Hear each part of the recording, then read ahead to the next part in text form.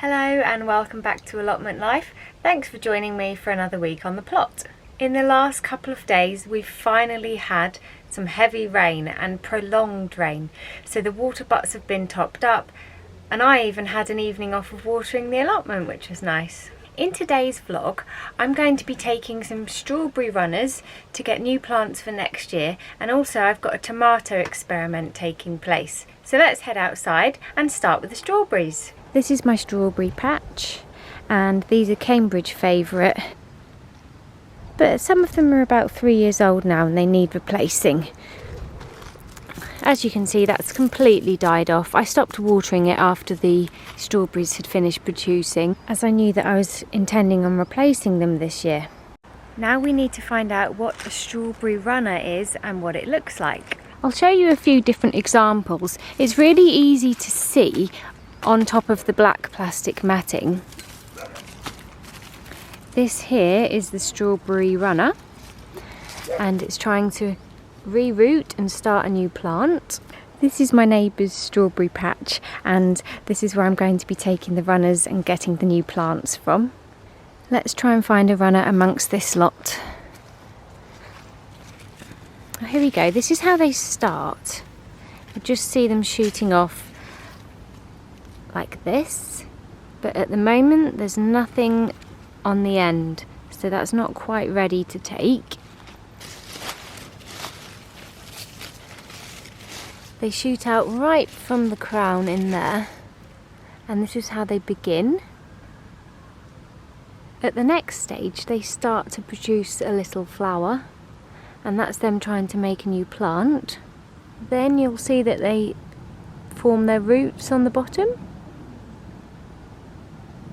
and this is how it develops. You can see there's a really strong root there, and that would be your new strawberry plant. A lot of strawberries just naturally shoot out their runners and sink them into the ground and produce new plants by themselves. That's fine if you're going for a more wild strawberry patch, but because I have mine in specific places, I don't want them to just shoot off their runners and stick into the ground. This is what we need to take the strawberry runners. You need some pots. I like to go for a big size pot. I've got some shop bought compost and I've also dug up some soil from the allotment. I'm going to mix the compost together,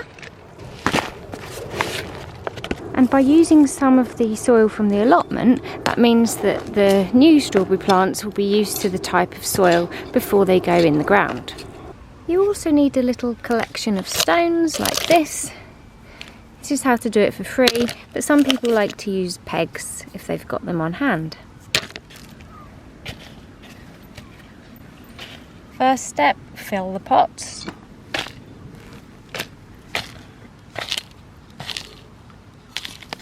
Make sure you bring your pebbles or your stones with you and head over to your strawberry patch where you're going to take the new plants from.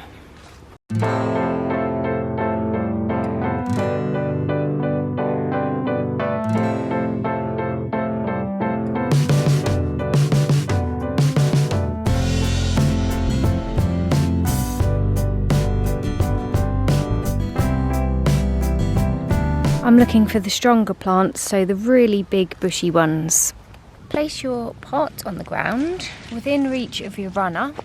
This runner is really developed and you can already see a clear root system. So I'm just going to place that into the soil. Just gently sit it on the top and then use a stone to weigh it in place. There are a couple of runners here, but they've not started to develop the plant, so I'm not going to take those, they're not ready. Let's keep looking. I've found my next one. I'm going to be using this part here. Pop it on the surface of the soil and place your stone on top. Each time the runner dips down to the ground and tries to put in roots, that will be creating a new plant. So as you can see on this one here, it's currently got 2 plants that are trying to root, but this will just keep going. It's going to shoot out further and then try and do another one. I've just taken this runner and put it in a pot. There are already 2 more shooting out from this plant. Ideally, we want all of the energy to go into this one here, which is going to be our new plant. So once I'm confident that this is rooted, I'll give it a week or 2. I will then be cutting these off because we don't want it to waste any energy or shoot off and make more plants. You just repeat that process for as many new strawberry plants as you would like to have for free. It really is as simple as that. You may wish to water them every now and then and come back in a couple of weeks and the roots will have really stuck into the soil and you can cut it off from the main plant. And then they'll just sit in the plot, then they'll just sit in the pot whilst they're dormant, and I'll put them in the ground next spring. That was a good job done. It's now break time in the shed. Today's drink of choice is a little carton of apple and raspberry flavoured spring water. So I'm going to sit down and enjoy that, and then we'll head back outside and I'll show you my tomato experiment. A couple of weeks ago, someone did suggest to me that I cut off all of the pea pods, which I did. And now, look, I'm getting another bloom of sweet peas. So thank you so much for that advice, that really worked. I had previously thought that you just had to cut the flowers, but no, if you see the pods appearing, you need to cut them off. So I'll be doing those today. And I'll be taking home a nice little bunch of sweet peas. Here's a clip I took a week or so ago of my new tomato experiment. So have a look at this and then I'll give you an update from today. I'm back in the greenhouse now because I've got a tomato experiment that I'd like to try. Over here underneath the workbench, I've got quite a little bit of ground space. And over this side, you may see I've got tomatoes growing that are self-seeded, volunteer tomatoes, and some of them are growing quite big. Oh, there's another one back here. That one looks like a good one. I know that if you snap off a tomato stem, as long as you plant it quite deep, it will re-root and continue to grow. So I'm thinking I'm going to dig up one of these volunteer tomato plants, transfer it to the other side of the greenhouse and give it its own growing space and see if we can get more tomatoes. I'm going to go for this one because the flowers here suggest that this will be giving us tomatoes. I've got my pink gloves and my tools. Let's let the tomato experiment begin. I don't know how much space I need to dig around this. Oh, that came out quite easily. Oh, nice. Okay.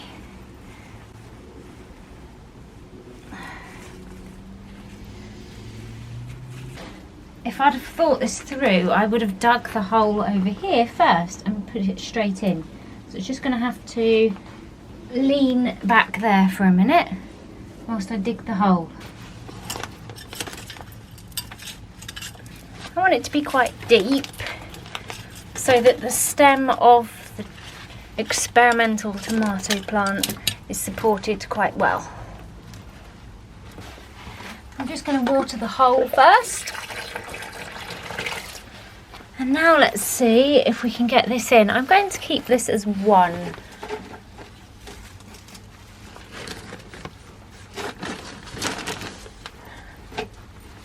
I'm not too worried if I cover up the lower leaves. Like I said, I just really want this to be supported.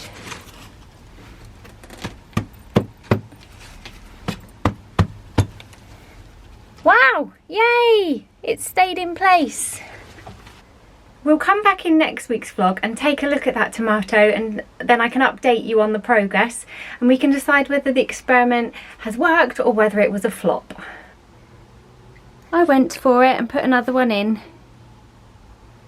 This does mean I've got a bit of a deadline now because as these grow up they will hit the table, so I need to remove the removable racking shelf. But to do that I've got to get these pumpkins planted outside. Okay, this is where we're at for today.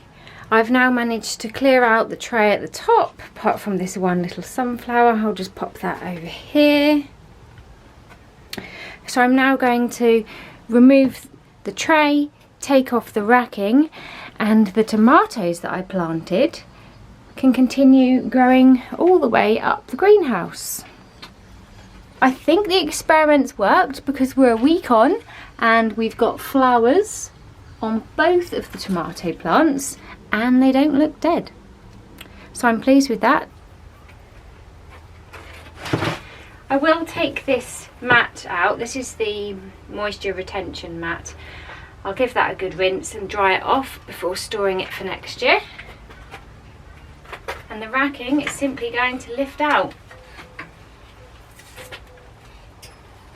If you're new here, you may not have seen the video where my neighbour surprised me by building me this shelving unit that can be placed in for whilst you've got seedlings and then removed for when your plants are growing tall. This is what it looks like now. I have also got this cucumber plant that's growing up here, so I'm just going to tie that on to the frame. Oh look, there's a melon right there. Let me show you the melon plants. It's getting crazy in here. One there, one there.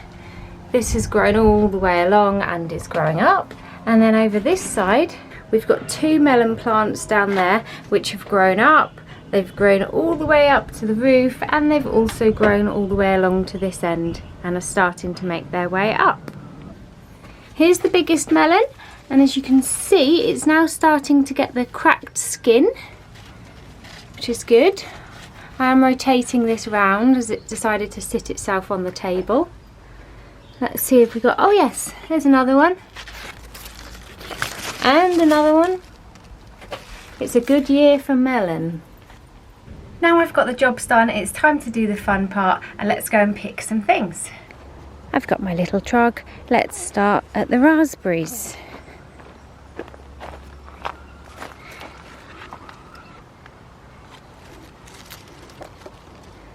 I thought these were finishing, but maybe not. We've got 2 different varieties, the golden autumn fruiting raspberries and our standard ones. Now let's get some tomatoes. Only a couple to pick today because I am picking these regularly and I'm here every day. That will do. I do want to get some more asparagus peas.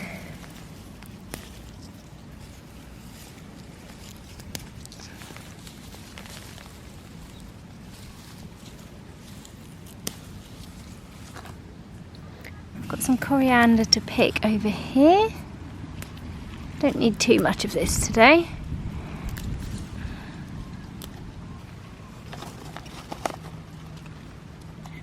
And of course, courgettes, because they're just endless.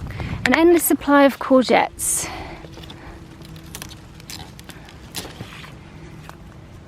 I'm going to have to make my way into that area as if I'm going through a jungle to try and get to the round courgettes. No yellow ones ready today. I picked a couple the other day, so that's all right. A few more peas ready. Not many, but something is better than nothing. And this is the second sowing. I've also got a radish over here. Just one little one. Oh, there might be another. Oh no, they're not big enough yet. We'll leave them to grow more. I'll grab a few more spinach leaves. This is really shot up, and I mean, it's nice to have the smaller leaves with the salad, but at the moment the leaves are growing so fast that they're all becoming large leaves very quickly. That's all for today's harvest. Let's have a look at what we've got. Raspberries, tomatoes, asparagus peas, normal peas, coriander, 1 radish, some spinach leaves, 2 long courgettes and 3 round courgettes. I also have 2 little bunches of sweet peas and a small little bunch of dahlias. Oh! Hello! Hi Mabel! Nice to see you! Mabel's come to say hello. Hi Mabel, you're very warm. Have you been sunbathing? What can you see?